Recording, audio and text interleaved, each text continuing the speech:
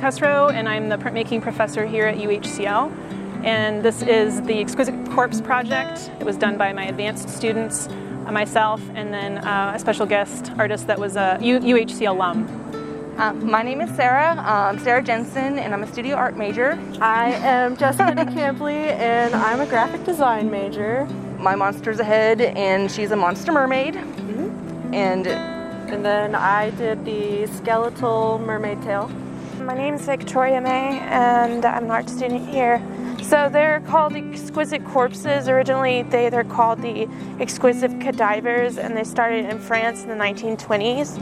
It is it's kind of a game played by surrealist artists, and they would start by drawing one piece and then passing the paper on, drawing another. So I'm Jude Yakovic.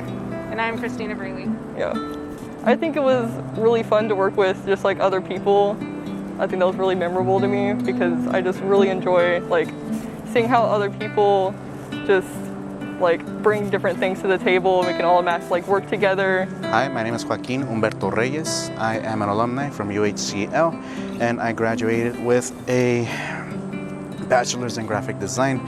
I was invited by Lauren roughly about a few weeks ago to provide a body of the corpse. I think for me, I find it really important as a teacher to get my students to work collaboratively. I think it's a really good experience for them to learn how to work with other people, and also to see other people's viewpoints and to kind of hear other people's ideas in the process of making art. And it was just a really fun process.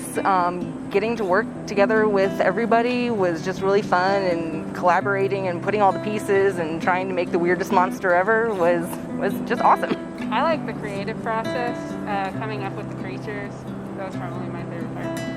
We all vibe off each other. Yeah.